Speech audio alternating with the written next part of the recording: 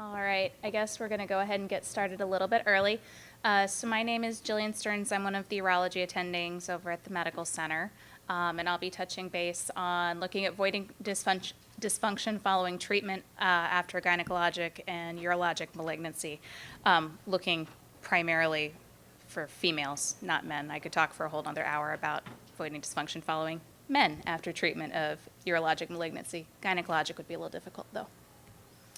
So I'm a consultant for Omni Medical Systems. So this is New York City. This is also Sloan Kettering Medical Center, where I did my fellowship training, which is how I got interested sort of in voiding dysfunction following treatment of malignancy, in particularly pelvic malignancy. So looking at overview, we'll review basic pelvic anatomy. I think looking at what is normal helps us understand what is abnormal, and normal voiding physiology. And then we'll look at common voiding dysfunction seen again in women following hysterectomy, cystectomy from the urologic literature, as well as a look at quality of life following these surgeries with voiding dysfunction, and then looking at post-radiation and post-chemotherapy changes. So just to take a look, this is sort of a sagittal view of the pelvis. And as you can see, there's multiple nerve plexi, and these house both the parasympathetic and the sympathetic nerves, which govern both voiding as well as storage, respectively.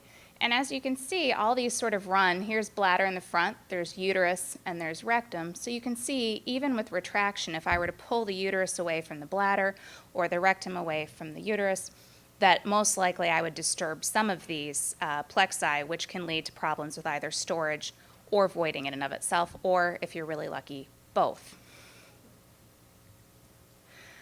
So just sort of looking at a normal bladder. So a normal bladder has a capacity of about 400 to 500 milliliters, and most people feel the first sensation to void at about 150 to 200 milliliters. And as I sort of touched on, voiding is governed in voiding exists in two phases. There's your voiding phase, and then there's the storage phase. And the storage phase is governed by the sympathetic nervous system. So if you remember back to your training, the sympathetic nervous system is what you enact whenever you're running away from a lion. Obviously, you don't want to be leaving a trail of urine behind you as you're running away from the lion. So you want a bladder that increases the volume of urine without increasing the pressure in the bladder. You want a low pressure storage system, and you want a sphincter to remain closed. And when it's time to go to the bathroom, the parasympathetic nervous system will inhibit the sympathetic nervous system, causing a detrusor contraction and relaxation of the sphincter. How do we regulate that sensation in the bladder? There's two types of nerve endings in the bladder itself, which are located in the body of the bladder as well as the trigone. And you have your proprioceptive nerve endings, which are in the collagen bundles of the bladder, and they respond to tension. So as the bladder distends, those nerves start to fire, giving a signal that the bladder is full and needs to void, and they convey distension. And then you have your free nerve endings, and those transmit temperature, pain, and irritation. And those are the ones that, for example, if you drink really cold fluids, very hot fluids, that can cause irritation and bother to the bladder. The urethra has both sensors, both for pain, temperature, as well as distension, and they travel through the pudendal nerve to the dorsal sacral spinal cord. The receptors that these nerves are acting on, for your parasympathetic, you have your muscarinic receptors. M2 and M3 are the ones that act primarily in the bladder. There are more M2 receptors, but M3 are the ones that are most effective to get what you want. And this is where your anticholinergics, such as your ditropan, Vesicare, and Ablex, act. For the sympathetic nervous system, you have alpha and beta receptors. The beta receptors exist primarily in the bladder, which is easy to remember, B and beta. And it's actually, there's a typo, it's beta 3 that governs the bladder body, and that's the site of action for mirabegron. And alpha 1 is what governs the sphincter. So this is just sort of a view from brain to bladder, looking at it in a slightly different way. On the left, you have your sympathetic nervous system. I'll ignore the pointer. And the sympathetic, it's governed at the pontine storage center. So if that's activated through the hypogastric nerve plexi, you'll have the bladder outlet contracted, the pudendal nerve will send signals to keep the sphincter contracted, and you'll hold urine. When it's time to go to the bathroom, the signal comes from the periaqueductal gray, activating the pontine micturition center, which then will decrease outflow to the hypogastric nerve, increase outflow through the pelvic nerves, and decrease outflow through the pudendal nerve, allowing a bladder contraction and to void. As you can see with both the storage and the micturition centers located in the pons, patients who have strokes in this area can have both storage and voiding affected. So areas for nerve disruption, especially with hysterectomy, if you're opening up the peravesical or pararectal space, you're disrupting the plexi, and that's both the hypogastric as well as the pelvic plexi, so you could have both a combination of storage and voiding problems. If you're dissecting the parametrium, or if you're dividing the uterosacral ligaments, the majority of those fibers run laterally, so the more radical of a surgery you're having to take for cancer control, the more likely you are to have some form of bladder dysfunction. It's taken us about 50 years to get to where we think we understand why there's a problem after hysterectomy. Back in the 1960s and 1970s, Seski and Diokno, they looked at 10 patients pre and post hysterectomy. They performed bladder studies, and they felt that people who had problems voiding were due to catheter trauma, operative trauma, and recommended that they be followed both pre and post-operatively by a urologist for hidden bladder dysfunction. In the 1980s, we figured that they also recommended bethanechol, which didn't work. So their theory didn't hold up. So they said, okay, well, if it's not the parasympathetic nervous system, it must be that we lose the sympathetic nervous system, and that's what leads to incontinence postoperatively. If we take out the sympathetic nervous system, all we want, we can't store very well. So if we lose the beta adrenergic, the bladder doesn't stretch and comply to give us that low pressure voiding that we want, and also we'll have permanent relaxation of the bladder neck, which would lead to incontinence. Now we don't really look at this as a process of either parasympathetic, overabundance or loss of the sympathetic nervous system. We look at this more as a decentralization process. So if we have less input from the nerves coming from the bladder, then we have less input to the central nervous system. Therefore, we'll have less of a chance for the pontine centers, both storage and micturition, to work normally. And this will sort of unmask intrinsic detrusor function. This is also sort of seen in cardiac physiology, where, for example, if you damage the SA node, there are other pacemakers that will take over. And this sort of results in a bladder similar to what you have as a baby before you're able to sort of train yourself to go to the bathroom when it's a socially acceptable time and you're able to go to the toilet.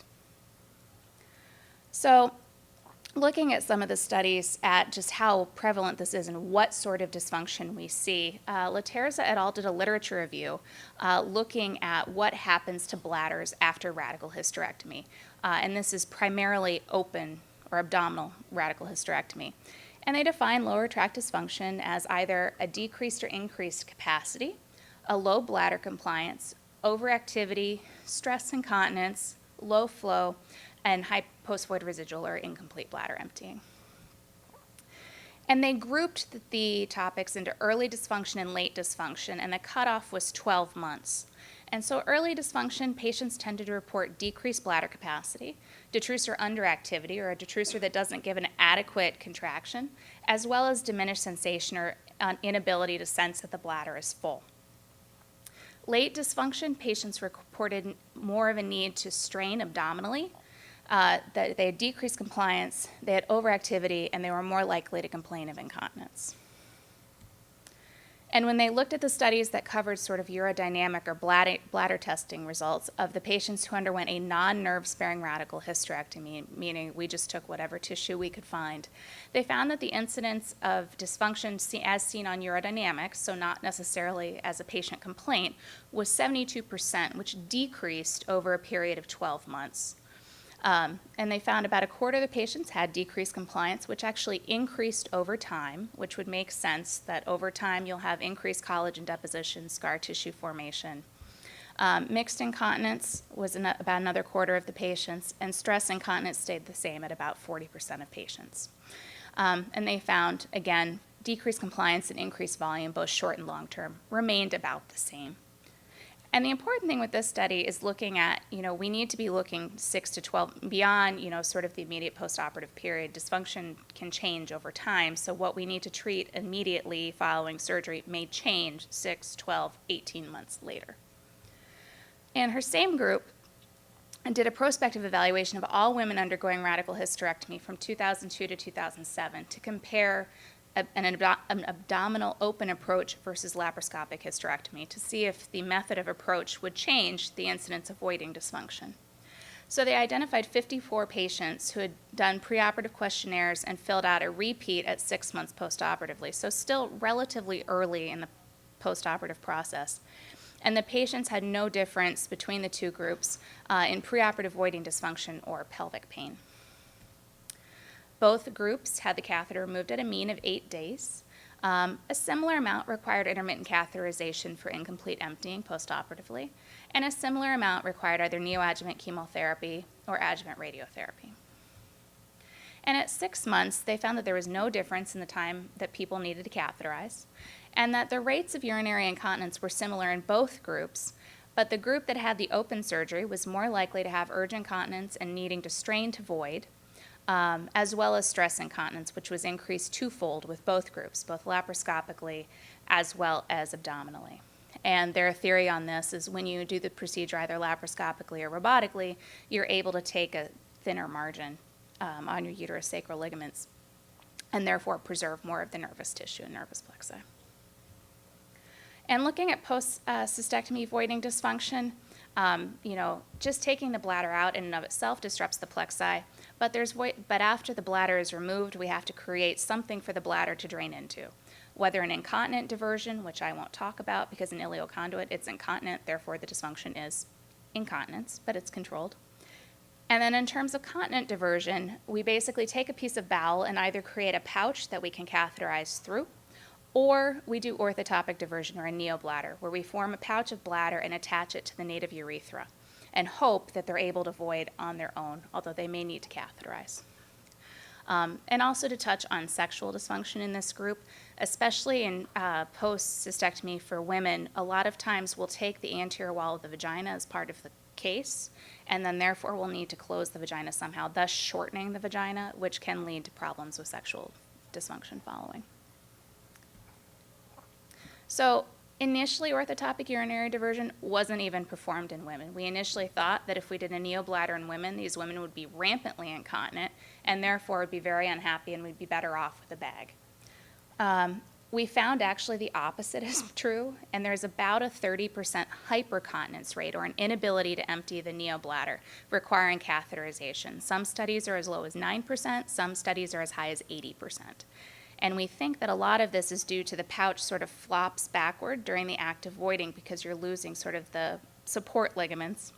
And so multiple things have been tried to sort of attach the neobladder either to the periosteum or do a sacrocolpopexy at the time of cystectomy to help keep the bladder from flopping around and allow more complete emptying. After orthotopic urinary diversion, urgency is relatively common. Anticholinergics can be used as well as PPIs, And for refractory cases, Botox is being looked at, and interstim or sacral neuromodulation is being looked at as an off-label use. The other large problem that these patients have is bedwetting or enuresis, where they will be continent during the day, but when they go to sleep, they leak urine. Some patients, it's severe enough that they choose to place a catheter overnight so that they don't wake up and have to change the sheets. The other thing we've noticed with women is it still remains underutilized even when we look at, disease stage and what have you. So we're not sure whether this is a surgeon or gender preference. But looking at the women who did undergo orthotopic neobladder, trying to figure out what can we do to sort of prevent urinary incontinence or this hypercontinence. And this group looked at 73 patients who underwent pre- and post-operative urodynamic studies. And they grouped them into the patients who were continent postoperatively and the patients who were incontinent postoperatively, and then further divided them in the patients who underwent a uterine-sparing procedure where just the bladder was removed, leaving the uterus and ovaries, as well as patients who underwent a nerve-sparing procedure, trying to dissect the nerves away laterally to preserve continence, as similar to what we do in prostate surgery for prostatectomy. And 43 of the 73 patients were continent postoperatively. About half of them underwent uterine-sparing procedures, and 42 of the 43 underwent at least an attempted unilateral or bilateral nerve-sparing procedure. For the patients who were incontinent postoperatively, only 4 underwent uterine sparing, which was statistically significant as a factor for incontinence postoperatively. And 27 of the 30, they attempted to spare at least one of the nerves, although they commented that of the 16, very few of them, they were able to complete a full nerve-sparing procedure on one side, usually due to extent of disease.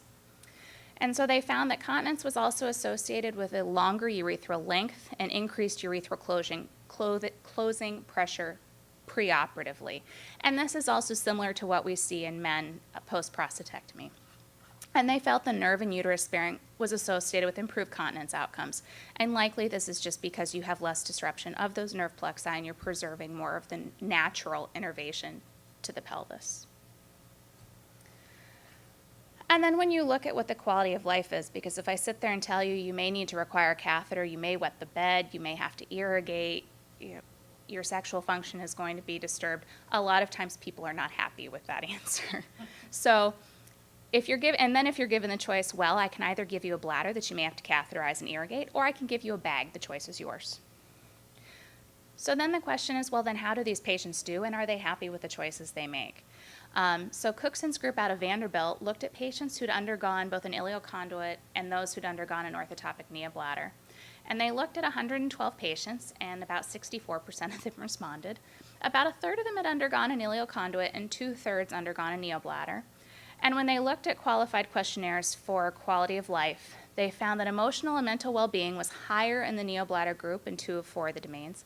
And they found on the other questionnaire that patients who had undergone neobladders scored higher for physical and social function. They weren't having to worry about hiding the bag, and they were able to act more like a normal person. However, they found overall satisfaction was high for both groups. 95% of the patients who underwent neobladder would have chosen a neobladder again, and 85% who chose an ileoconduit were happy with their conduit. And again, so then comparing to the patients who underwent neobladder as compared to a normal non-cystectomy population, they looked at 101 patients who had no recurrences as opposed to a population control. And when they looked at, patients who reported a low or moderate state of emotional well-being, levels of anxiety, subjective quality of life, as well as depression, and they found they weren't statistically significant beyond these groups. So once they have the cystectomy and adjust to having this neobladder and adjust to either enuresis or catheterization, they do relatively well. And also, most importantly, their sense of attractiveness to the gender of choice was unchanged. They still feel like an attractive human being to their partner, to the world as a whole. But what they did find was the rate of UTI and urinary incontinence was higher than control, which would make sense. And they quoted an overall 18% incontinence rate, and this was for both men and women. But they also reported a 14% rate of UTI as opposed to 6% in control, which makes sense. Anytime you have bowel bacteria, so there is an increased possibility for urinary tract infection. And looking at quality of life sort of after treatment of cervical and endometrial cancer, this group performed a prospective age-matched control study, and they looked at bowel and bladder symptoms 1 year post-treatment. So they've sort of gotten through the perioperative period, things have settled out, they've adjusted to their surgery, and seeing where they're at. So they looked as a part of a larger quality of life study at the bowel and bladder symptoms. And they identified 208 women between the ages of 28 to 84, so all age groups. And they found that the patients had different incomes, BMI, and alcohol use from the control population just from the get-go. The patients tended to have less education, higher income, and a higher BMI. And the patients who'd undergone treatment were more likely to report storage symptoms, so frequency and urgency, and incontinence, and they were more likely to report that they were bothered by these symptoms. Younger age, lower annual income, as well as the presence of receiving low-dose brachytherapy were significant predictors of the severity of their symptoms on a multivariate analysis. They found that there were no difference in voiding symptoms, and this is one of the difficulties in looking at this population, in that 60% of both the survivors as well as the controls reported some form of voiding dysfunction at baseline. So this is prevalent in our normal population. So it's a little hard to differentiate with sometimes, is this just due to the cancer, or were they predisposed to it at baseline? But survivors of cancer reported more bother from their symptoms, and young age was associated with increased severity of their symptoms. The group who had survived cancer was also more likely to be incontinent, and again, this was more bothersome to them than the general population. The severity of their bother was associated with increased BMI, less education, and if they'd received radiation or not.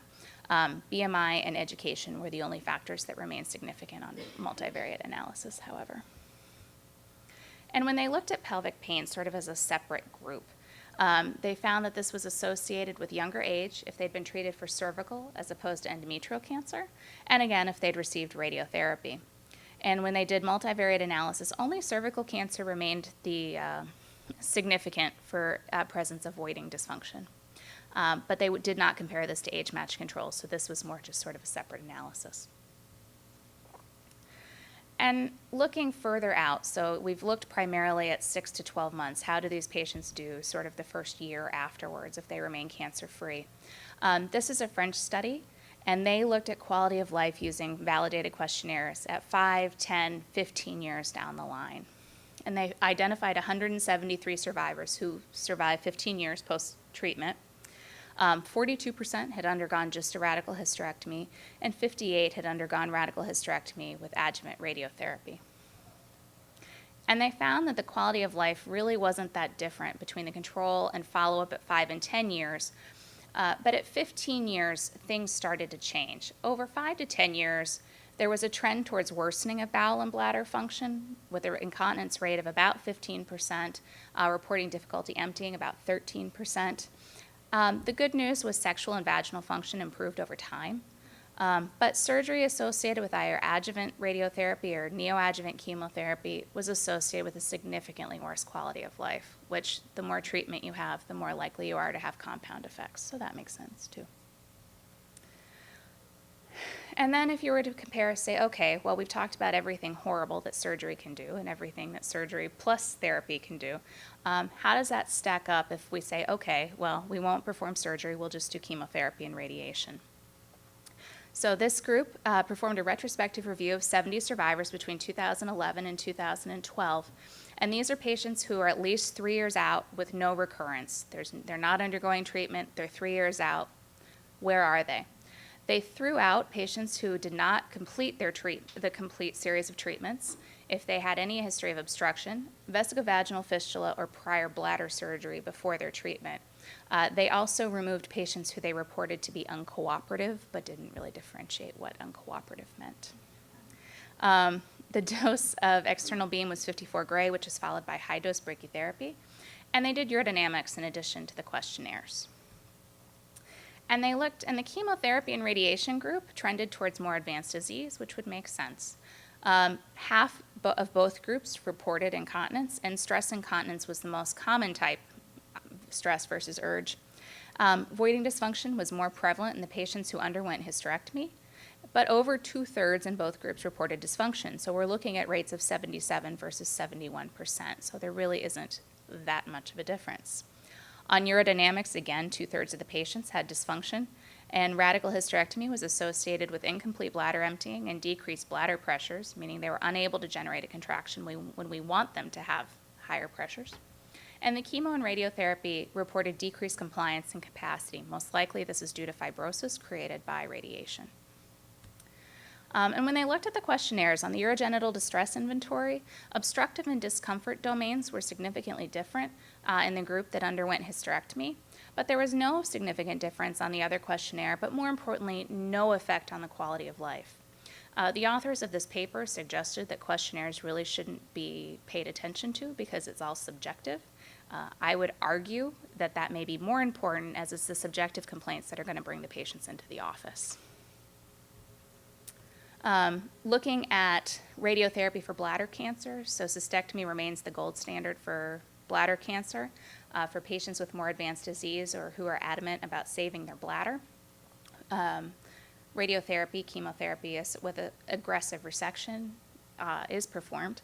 And so they looked at patients who received radiotherapy and compared them to those who received cystectomy, and then compared those two groups to the general population as a whole. And they found that patients who underwent radiotherapy had improved sexual function, as well as improved quality of life, which again would make sense. If you're not removing part of the vagina, if you're not removing the prostate as well as the nerves, you're more likely to have improved sexual function. And then when we try to You don't mean improved, you just mean better. than the other group. Yes. Okay. Yes. So trying to figure out why the bladder and urethra respond as they do to radiation. Radiation attacks sort of different areas in the bladder, both the urothelium, so the actual lining of the bladder itself. It's radiosensitive, and at 3 months, the cells are showing signs of damage that something has occurred. And at 6 months, there's a dose-dependent increase in the proliferative activity. So you see that the cells are trying to regenerate. But normal differentiation is lost, and you have disruption of the tight junctions, as well as the polysaccharide layer or the mucus layer that sort of overlies those cells, which protects them from the acidity, temperature, and pain, and exposes those free nerve endings that we talked about. And this can lead to your irritative voiding symptoms such as urgency and frequency, as well as pain that you can see post-radiation. There's also damage to the bladder vasculature. So you'll see edema of the endothelial cells or the lining of the blood vessels, and that occurs by 3 months. You'll get perivascular necrosis and endothelial cell damage, which occurs between 6 to 12 months, and that will result in focal bladder ischemia, which can lead to problems with decreased compliance as well as irritative voiding symptoms. And the detrusor muscle, or the muscle part of the bladder itself, is also radiosensitive, and radiation, probably due to the loss of the vasculature, you'll see increased collagen or scar deposition, which will lead to decreased compliance and decreased capacity. And the degree and timing of just how bad this damage is was dose-dependent in animal models. They feel that early changes is most likely due to the edema of the smooth muscle, and irritative symptoms are most likely due to epithelial inflammation of that urothelial lining. Late changes, as I mentioned, are most likely due to vascular ischemia, so you lose the blood supply, therefore you have increased collagen deposition. But the important thing here is this isn't seen until months to years post-radiation. The best story I have, radiation, it's not, short-term isn't sort of a 12-month period, you're thinking years out. I think the best story I have for that, my dad is a prostate cancer survivor, and he underwent radiotherapy after his surgery, and he called me 6 months after his surgery was over and said, well, I'm looking for the late-term side effects of my radiation. I laughed and said I had just taken care of somebody who was 23 years post-operative who had radiation cystitis and had no symptoms until that time. So 6 months versus 23 years. So how do these patients present? Acutely, they present with burning, urinary frequency. The incidence of this varies from study to study, between 23 to 80%, and your treatment is primarily symptomatic relief. You can try increasing fluids or peridium in the acute setting. If they're having frequency but emptying well, you can try anticholinergics. But the analysis is difficult to study just because the complaints are relatively subjective, or we're just not asking. When they looked at the rate of sequelae in cervical cancer, they found it to be about 8 to 12% of the patients who underwent treatment for cervical cancer reported some problem with their symptoms. However, of those, only 2 to 6% they reported to be moderate to severe in nature. And the symptom grading varies per institution, which makes it a little difficult to sort of generalize throughout places. The other thing to look at is incontinence frequently isn't included in the grading scale, frequently because it's not asked about.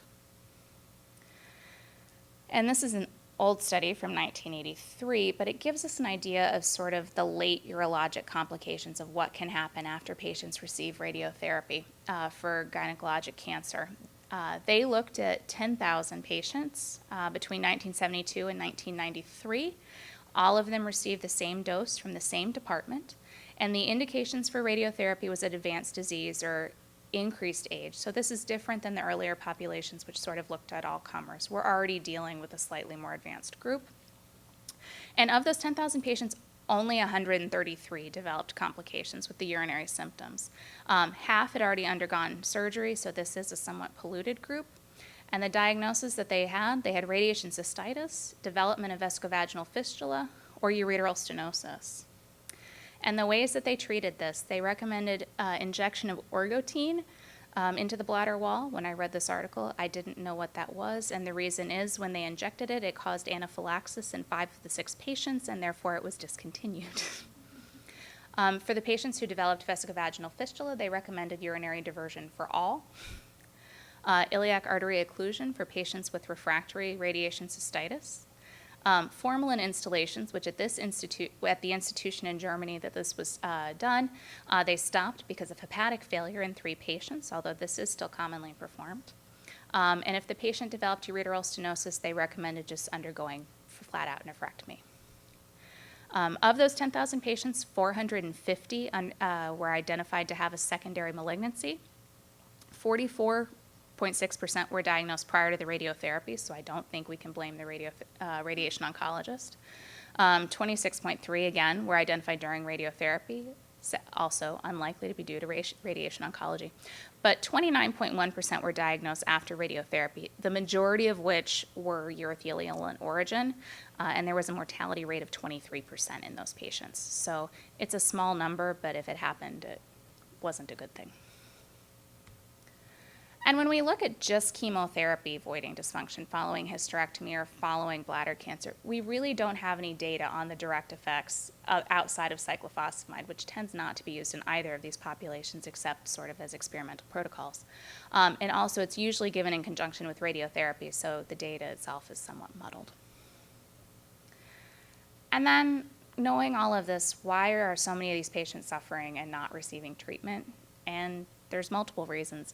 One is some of these issues are a silent process. Decreased compliance tends not to present with symptoms until you have secondary sequelae. Either they're identified to have hydronephrosis on a screen, surveillance CT or ultrasound, or they're just having symptoms and undergo urodynamic testing.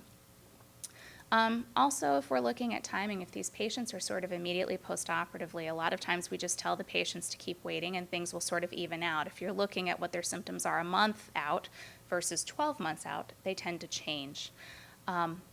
Also, the disease process itself, if the patient has a recurrence, incontinence tends to fall by the wayside. You tend to be focusing more on the cancer process. Something else that we saw relatively frequently was also guilt on the part of the patient, where I would see patients in my clinic and they would say, I underwent all this surgery, I had chemotherapy, I'm really happy to be alive, I feel really bad saying that I leak urine and saying I want something done. I feel that I should be happy that I'm cancer-free and I should just be satisfied with that, but I'm not. And the healthcare provider. A lot of times we tend not to ask about sexual function, incontinence. Are they having issues? With post-prostatectomy, it's on most of the questionnaires. I think we sort of just tell people walking into it to expect to be incontinent. I don't think patients who undergo hysterectomy or cystectomy in some aspects, unless they are getting an incontinent diversion, I don't necessarily think we do a good enough job counseling them that they may have problems post-operatively that need to be addressed. So in conclusion, voiding dysfunction is prevalent both early and late following treatment of gynecologic and urologic malignancy, and this can significantly impact quality of life. Minimally invasive techniques may help with the prevalence of voiding dysfunction. I think we'll start seeing that as we're getting 10 and 15-year data on the laparoscopic and robotic literature.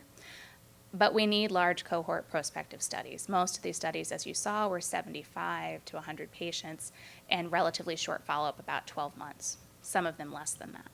So. Thank you very much.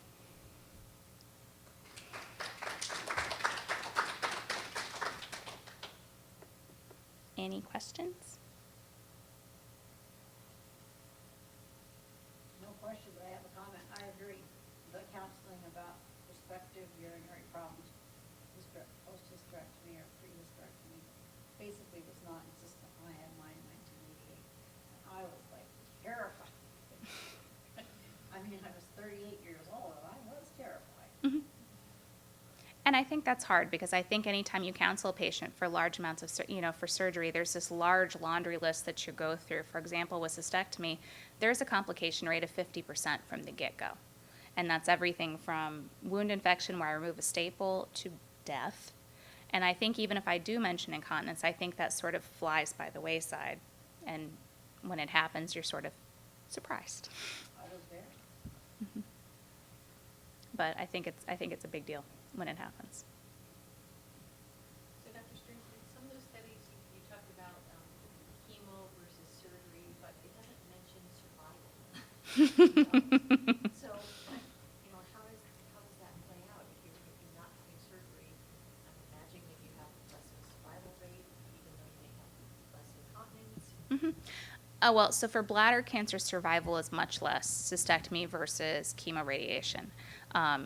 We tend to do, I'd say, a significant, I think it is about a 20% survival rate at 5 years versus cystectomy, which, depending on the stage of the disease at time of cystectomy, can be upwards of 50%. So it's not a great survival, it's not a great survival for either case, but it's better if you have the bladder out surgically. So that's why people are making the choice. They want to survive, and they have to make. Well, and I think some of that is a surgeon talking to you, in that the data that we have shows that people do better with an extirpative procedure as opposed to chemo and radiation. A lot of times we'll do neoadjuvant chemotherapy. That's since become standard of care. Prior to chemotherapy, initially we thought it would help shrink the tumor, but we found that there was about a 5% survival advantage. Mm-hmm. If you had the BCG vaccine, and there's a choice for bladder cancer for the mitomycin Mm-hmm. or BCG, Mm-hmm. what are the positives or the negatives? So mitomycin tends to be a one-time treatment that's usually done at the sort of immediately after resection, as long as we're not worried about perforation. BCG tends to be a set series of 6 treatments once a week for 6 weeks. The reason I would choose BCG over mitomycin is both are shown to decrease rates of recurrence of bladder cancer, dealing with non-muscle invasive disease. But BCG also can prevent progression to muscle invasive disease, and that's something that mitomycin does not do. Is there any significance, though, of having had the BCG and then giving it again? The BCG vaccination to prevent TB, and then giving it again. That I'm not sure off the top of my head. What I do know is that what can happen after BCG is patients can seroconvert. So if they have the TB, they'll show up as a false positive, and those patients are actually shown to respond better to BCG. So there may be a similar correlation, but I don't know off the top of my head. No problem.